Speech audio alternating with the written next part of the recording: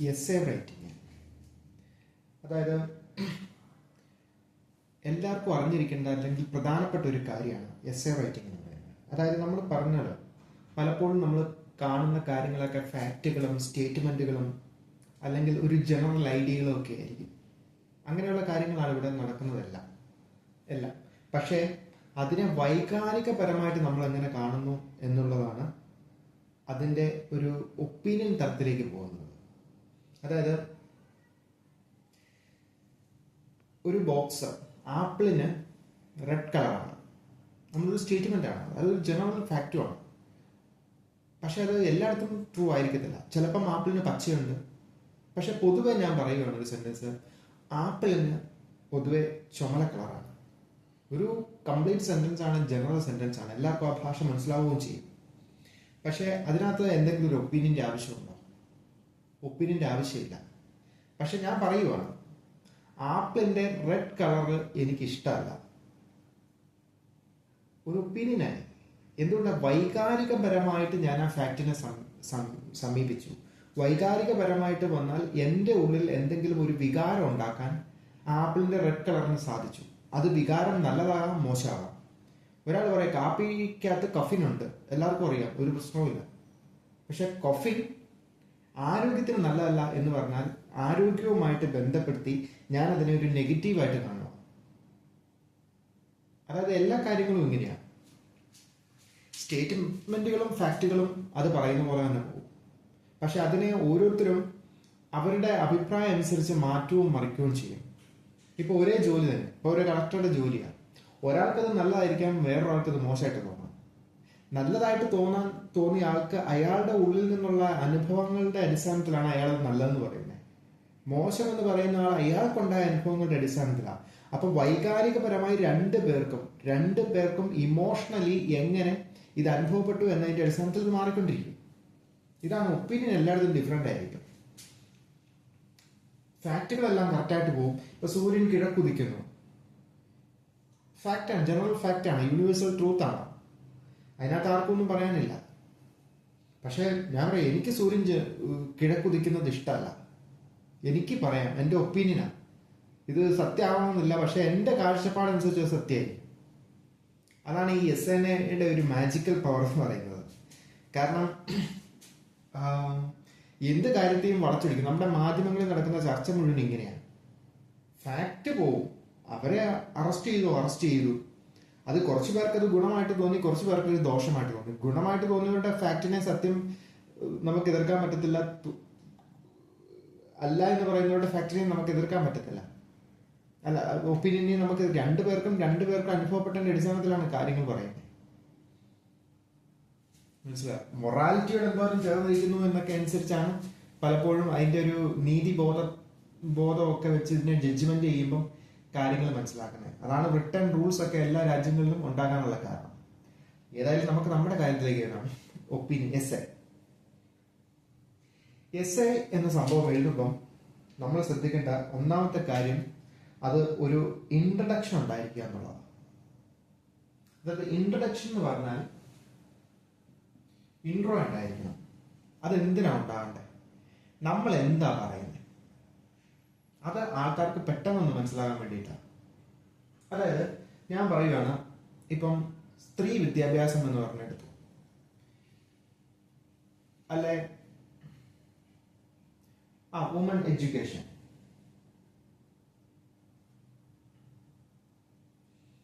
സ്ത്രീ വിദ്യാഭ്യാസം എന്ന് പറഞ്ഞാൽ വുമൺ എഡ്യൂക്കേഷൻ എന്ന് പറഞ്ഞെടുത്തു.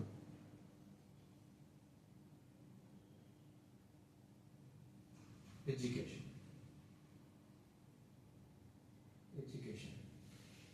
എന്നായത് സംഭവം?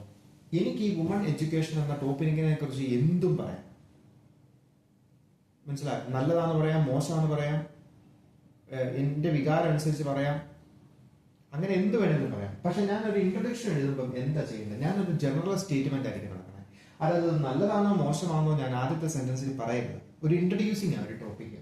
വുമൺ എഡ്യൂക്കേഷൻ എന്ന് പറയുന്ന സംഭവം പുറത്തു കൊണ്ടുവരിക, അതാണ് എൻ്റെ ഒരു ആശയം. അതായത് ഞാൻ പറയുക, വുമൺ എഡ്യൂക്കേഷൻ ലോകത്തിന്റെ വളർച്ചയ്ക്ക് ഒരുപാട് ഗുണങ്ങൾ ചെയ്തിട്ടുണ്ട്. ഞാൻ എൻ്റെ അഭിപ്രായത്തിൽ നിന്ന് നല്ലതാണോ മോശമാണോ ഒന്നും പറഞ്ഞിട്ടില്ല. ഒരുപാട് ഗുണങ്ങൾ, അതിന്റെ ഗുണങ്ങൾ പലയിടത്തും നമുക്ക് കാണാം. ഞാൻ പറഞ്ഞു, ഒരു ഇൻട്രൊഡ്യൂസ് ചെയ്തൊരു ടോപ്പിക്കിനെ, വുമൺ എഡ്യൂക്കേഷനെ ഞാൻ എന്തുമായിട്ട് ആണ് ബന്ധപ്പെടുത്തിയേക്കുന്നത്? ഞാൻ ബന്ധപ്പെടുത്തിയേക്കുന്നത് അത് ലോകത്തിന് ഒരുപാട് ഉപകാരം, അതിന്റെ ഗുണങ്ങളുടെ വശത്തോട് ചേർന്ന് നിന്നുകൊണ്ട് അതിനെക്കുറിച്ചൊരു അഭിപ്രായം ഞാൻ പറയാതെയാണ് നടത്തിയിരിക്കുന്നത്. ഒരു ജനറൽ സെന്റൻസ് ആണ്. കാരണം നോക്കുന്ന എല്ലാവർക്കും കാണാം ഒരുപാട് ഗുണങ്ങൾ വുമൺ എഡ്യൂക്കേഷൻ ചെയ്തിട്ടുണ്ട്. കാരണം വിദ്യാഭ്യാസ മേഖലകളിൽ, ആരോഗ്യ രംഗത്ത്, തൊഴിൽ രംഗത്ത് ഒക്കെ സ്ത്രീ വിദ്യാഭ്യാസം ഒരുപാട് കോൺട്രിബ്യൂഷനുകൾ ചെയ്തിട്ടുണ്ട്. ഇല്ലെന്ന് ആർക്കും പറയാൻ പറ്റത്തില്ല. അപ്പൊ ഒരു ജനറൽ സെന്റൻസ് ആണ്. ഇനി അടുത്തതാണ് എന്റെ ഒപ്പീനിയൻ.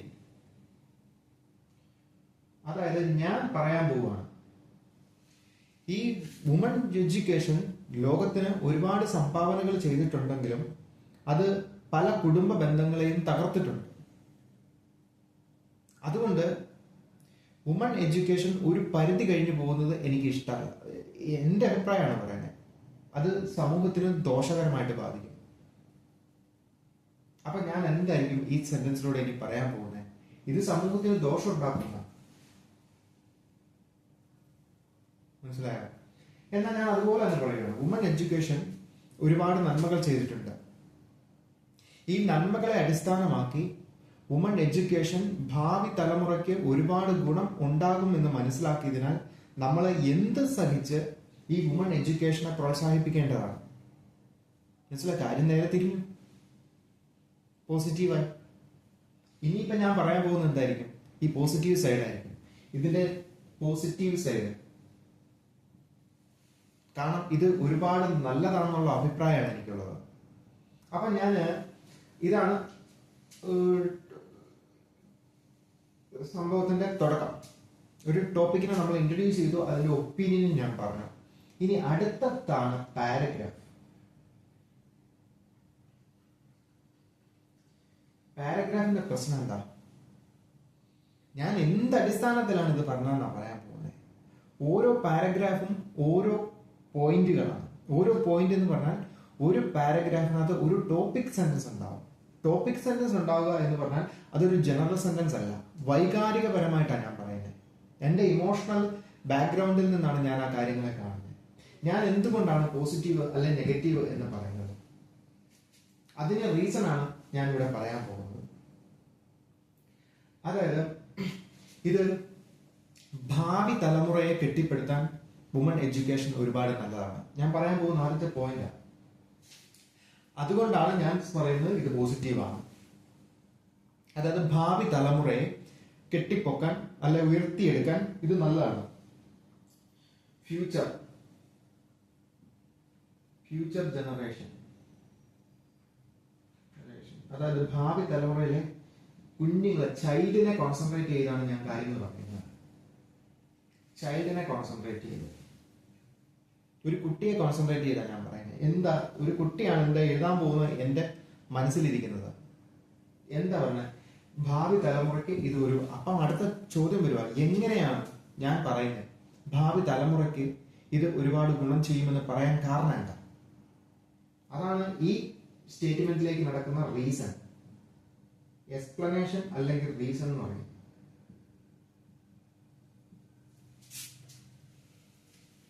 അപ്പൊ ഞാനൊരു ബാക്ക്ഗ്രൗണ്ട് ക്രിയേറ്റ് ചെയ്യുക. മനസ്സിലായോ? ഇന്ന് ലോകത്ത് ഏറ്റവും കൂടുതൽ പ്രശ്നം ഉണ്ടാകുന്നത് കുട്ടികളുടെ വളർത്തുമായിട്ട് ബന്ധപ്പെട്ടാണ്. അതായത് കുട്ടികൾ ഒരുപാട് ക്രിമിനൽസ് ആവുന്നു, ഒരുപാട് പ്രശ്നങ്ങൾ ഉണ്ടാക്കുന്നു, ഒരുപാട് അവരുടെ വളർച്ചയിൽ ഒരുപാട് ചൂഷണങ്ങൾ നേരിടുന്നു. ഇങ്ങനെ പല പ്രശ്നങ്ങളുണ്ട്. ഇതിന്റെയൊക്കെ കാരണം അമ്മമാർക്ക് കൃത്യമായ വിദ്യാഭ്യാസം ഇല്ലാത്തതായിട്ട് പല സ്ഥലത്തും കണ്ടുപിടിച്ചിട്ടുണ്ട്, പല കാലഘട്ടത്തിലും കണ്ടുപിടിച്ചിട്ടുണ്ട്. അപ്പം അമ്മമാരുടെ എഡ്യൂക്കേഷൻ, മദേഴ്സ് എഡ്യൂക്കേഷൻ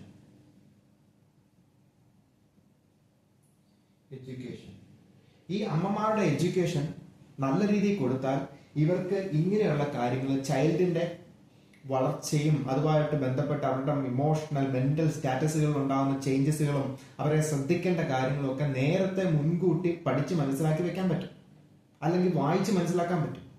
അങ്ങനെ വായിച്ച് മനസ്സിലാക്കാൻ പറ്റുന്നത് ഇവർക്ക് എഡ്യൂക്കേഷൻ കൊടുത്തതുകൊണ്ടാണ്. അങ്ങനെ വുമൻസിന് എഡ്യൂക്കേഷൻ കിട്ടിയത് കൊണ്ട് വിദ്യാഭ്യാസമുള്ള അമ്മമാർക്ക് നല്ല ക്വാളിറ്റിയുള്ള ഭാവി തലമുറയെ ഉണ്ടാക്കിയെടുക്കാൻ പറ്റും. അതിനൊരു ഉദാഹരണം വേണം എനിക്ക് എന്തെങ്കിലും പറയാം. കാരണം പല ബാക്ക്വേർഡ് കമ്മ്യൂണിറ്റികളിലും പണ്ട് ഭയങ്കര വിദ്യാഭ്യാസമോ കാര്യങ്ങളോ ഒന്നും കൊടുക്കുന്നില്ല. അതിന്റെ ഫലമായിട്ട് കൊച്ചുങ്ങൾക്ക് ഒരുപാട് അണ്ടർ വെയിറ്റ് ഡെത്തും കാര്യങ്ങളും ഒക്കെ ഉണ്ടായിട്ടുണ്ട്. പക്ഷെ ഇന്നത് വളരെ കുറഞ്ഞ കാര്യം അവരുടെ അവിടുത്തെ സ്ത്രീകൾക്കൊക്കെ നല്ല വിദ്യാഭ്യാസം കിട്ടി. അതുകൊണ്ട് എന്റെ അഭിപ്രായമാണ് ഭാവിയുടെ ഒരു വളർച്ചയ്ക്ക് വരാൻ പോകുന്ന ഭാവിയിൽ സമൂഹത്തിന്റെ നല്ലൊരു വളർച്ചയ്ക്ക് വുമൺ എഡ്യൂക്കേഷൻ, അമ്മമാരുടെ എഡ്യൂക്കേഷൻ വളരെ ഗുണം ചെയ്യുന്നതാണ്. മനസ്സിലായോ? ഈ പോയിന്റിൽ നിന്നാണ് ഞാൻ സംസാരിച്ചത്. ഇനി അതുപോലെ തന്നെ വേറൊരു പോയിന്റ് എടുക്കാം. ഇപ്പം നമുക്ക് എന്താ സമൂഹത്തില്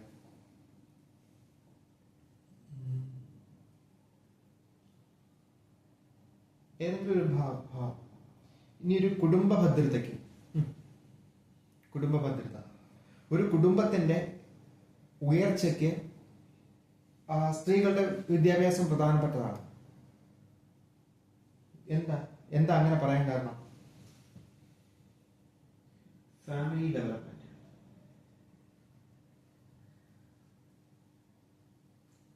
ഡെവലപ്മെന്റ്. അപ്പൊ ഫാമിലി ഡെവലപ്മെന്റിന് എന്താ ഇത് കോൺട്രിബ്യൂട്ട് ചെയ്യാൻ പോകുന്നത്?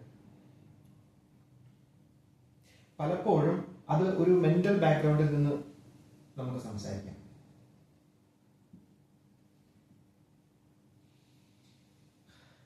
അല്ലെങ്കിൽ ഒരു ഇമോഷണൽ ബാക്ക്ഗ്രൗണ്ടിൽ നിന്ന്. പലപ്പോഴും കുടുംബ പ്രശ്നങ്ങൾക്ക് കാരണം പെട്ടെന്നുള്ള എടുത്തുചാട്ടവും ദേഷ്യവും ഒക്കെ ആയിരിക്കും. പക്ഷെ ഒരു സ്കൂളിൽ ഒരു വിദ്യാഭ്യാസം ലഭിച്ച സ്ത്രീകൾ, അവർക്ക് കൂടുതലായിട്ട് കുടുംബ ബന്ധങ്ങളെക്കുറിച്ചും കുടുംബ ജീവിതത്തെക്കുറിച്ചും കുടുംബ ജീവിതങ്ങൾ നയിച്ച ആളുകളുടെ കഥകളെക്കുറിച്ചും ഒക്കെ ഒരു വ്യക്തമായ ധാരണ ഉണ്ടാവും. അങ്ങനെ ധാരണകൾ ഉണ്ടാവുമ്പോൾ അവർക്ക്, അതുകൂടാതെ അവർ സ്കൂളിൽ പോയി അധ്യാപകരുടെ നിർദ്ദേശങ്ങളും ശാസനകളും ഒക്കെ കേൾക്കുമ്പം സ്വാഭാവികമായിട്ട് ഒരു സ്ട്രെസ് സിറ്റുവേഷനെ അതിജീവിക്കാനുള്ള കഴിവ് അവർക്കുണ്ടാവും. അങ്ങനെ ആ സ്ട്രെസ്സിനെ അതിജീവിക്കാനുള്ള കഴിവ് അവരുടെ വിദ്യാഭ്യാസത്തിലൂടെയുള്ള അവരുടെ പ്രൈമറി ആയ എല്ലാ കാഴ്ചപ്പാടുകളെയും മാറ്റിയത് കൊണ്ടാണ് ഉണ്ടായത്. അങ്ങനെ പ്രൈമറി ആയിട്ടുള്ള നാച്ചുറലായ ഇമോഷണൽ സ്റ്റാറ്റസുകളെ അവർക്ക് മാറ്റി നല്ല ഒരു ക്വാളിറ്റി മൈൻഡ് ഉണ്ടാക്കാൻ പറ്റുന്നത് കൊണ്ട് സ്വാഭാവികമായിട്ട് പിന്നീട് വരുമ്പം അവരുടെ ഭാവിയിൽ ഹസ്ബൻഡും കുട്ടികളും ഫാമിലിയും ഒക്കെ ആയിട്ട് ഇടങ്ങിപ്പോകുമ്പം ഉണ്ടാകാൻ സാധ്യതയുള്ള എല്ലാ പ്രശ്നങ്ങളെയും അവർക്ക് ഈ എഡ്യൂക്കേഷണൽ കാലഘട്ടത്തിലൂടെ ലഭിച്ച അറിവുകൾ വെച്ച് അല്ലെങ്കിൽ അന്ന് കിട്ടിയ പരിശീലനങ്ങൾ വെച്ച് ഇവർക്ക് ഇതിനെയൊക്കെ അതിജീവിക്കാൻ പറ്റും. മനസ്സിലായി? ശാന്തമാകേണ്ടടുത്ത് ശാന്തമാകാനും ദേഷ്യപ്പെടേണ്ടടുത്ത് ദേഷ്യപ്പെടാനും കമാൻഡിങ് പവർ ഉപയോഗിക്കേണ്ടടുത്ത് കമാൻഡിങ് പവർ ഉപയോഗിക്കാനും എല്ലാം ഉള്ള ട്രെയിനിങ് അവർക്ക് കിട്ടുന്നതിന്റെ ഭാഗമായിട്ട് അവർക്ക് നല്ല കുടുംബ ജീവിതങ്ങൾ, നല്ല ഫാമിലിയെ കെട്ടിപ്പടുത്താൻ പറ്റും. മനസ്സിലായോ? 2 പോയിന്റ്. ഒപ്പം ഞാൻ അടുത്തൊരു ഭാഗവും കൂടി അഡ്രസ് ചെയ്യാതെ എനിക്ക് പറ്റത്തില്ല. അഡ്രസ് ചെയ്യാൻ പറ്റുന്നത് എന്താണെന്ന് വെച്ചാൽ ഇതിന് നെഗറ്റീവ് സൈഡും കൂടി നമ്മളൊന്ന് കൈവച്ചാലേ സംഭവം ശരിയാവുള്ളൂ. പക്ഷെ ഇത് പലപ്പോഴും നെഗറ്റീവ് സൈഡും കൂടി നമ്മളൊന്ന് മെൻഷൻ ചെയ്യാതെ പറ്റത്തില്ല. ഒരു എസ്സേ ആകുമ്പോൾ അങ്ങനെയാണ്. നമ്മൾ ഒരു കാര്യങ്ങൾ 2 അഭിപ്രായത്തിൽ നിന്നും നമ്മൾ കാര്യങ്ങളെ നോക്കിക്കാണണം. അപ്പൊ നെഗറ്റീവ് സൈഡിൽ ഞാൻ പറയുവാണ്, ഇത് പലപ്പോഴും ഇതിനെ പക്ഷെ പല റൈറ്റേഴ്സും പല ചിന്തകരും സ്ത്രീ വിദ്യാഭ്യാസം ഒരുപാട് ദോഷങ്ങൾ ഉണ്ടാക്കുമെന്ന് പറഞ്ഞിട്ടുണ്ട്. ആർക്കാണ് ദോഷം ഉണ്ടാകുന്നത്? കുട്ടികൾക്ക്, അല്ലെ സാമ്പത്തിക മേഖലകൾക്ക് ഒരു ദോഷങ്ങൾ ഉണ്ടാക്കുമെന്ന് പറഞ്ഞു. എന്തുകൊണ്ടാണ്?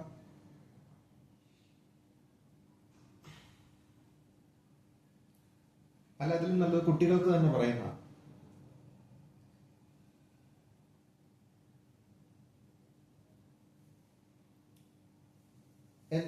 എവിടെയാ കുട്ടികൾക്ക് പ്രശ്നം ഉണ്ടാക്കുന്നത്?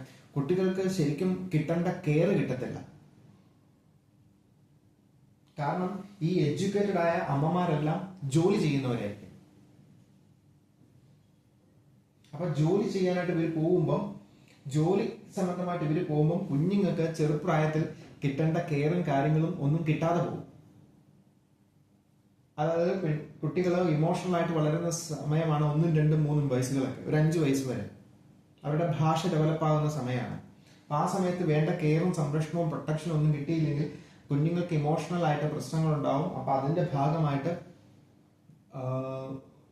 വേറെ ഭാവി തലമുറയ്ക്ക് ദോഷമായിട്ട് ബാധിക്കും എന്ന് പലരും പറയാറുണ്ട്. എന്നാൽ എന്റെ കാഴ്ചപ്പാടല്ല, വേറൊരാളുടെ കാഴ്ചപ്പാടായിട്ട് നമുക്ക് പറഞ്ഞു വെക്കാം. അപ്പം അതിനുള്ളൊരു സൊല്യൂഷനും നമ്മൾ അവിടെ തന്നെ പറഞ്ഞിരിക്കണം. പക്ഷേ വിദ്യാഭ്യാസമുള്ള സ്ത്രീകൾക്ക് അവർക്ക് സാമ്പത്തികമായിട്ട് ഉന്നമനത്തിലായതുകൊണ്ട് അവർക്ക് നല്ല കെയർ കൊടുക്കുന്ന ആൾക്കാരെ നിർത്തിയോ അല്ലെങ്കിൽ അവരുടെ സ്വന്തക്കാരെ ആരെങ്കിലും നല്ല കെയർ, കൊച്ചിനെ നന്നായിട്ട് നോക്കുന്ന സ്ഥാപനങ്ങളിൽ ഏൽപ്പിച്ചോ ഒക്കെ ആ പ്രശ്നത്തെ സോൾവ് ചെയ്യാൻ പറ്റും. അതുകൊണ്ട് എന്റെ അഭിപ്രായത്തിൽ എന്റെ കൺക്ലൂഷൻ പാരഗ്രാഫിലേക്ക് വരിക, ഇന്ന ഗുണങ്ങൾ ഉള്ളത് കൊണ്ട് ഈ 2 ഗുണങ്ങളുള്ള ഭാവിക്ക് നല്ലതാണ്, നല്ല ഫാമിലി സിസ്റ്റത്തിന് നല്ലതാണ്, ഇന്ന 2 കാരണങ്ങൾ ഉള്ളത് കൊണ്ട് ഈ വിമൻ എഡ്യൂക്കേഷന് ചെറിയ ന്യൂനതകൾ ഉണ്ടെങ്കിലും അത് പരിഹരിക്കാൻ സാധിക്കുന്നതായതുകൊണ്ടും സ്ത്രീ വിദ്യാഭ്യാസം മാനവരാശിയുടെ ഉയർച്ചയ്ക്ക് നല്ലതാണ്. ഇങ്ങനെ പറഞ്ഞു നിർത്താം. തീർന്നു. ഒരു എസ്സേ കംപ്ലീറ്റ്.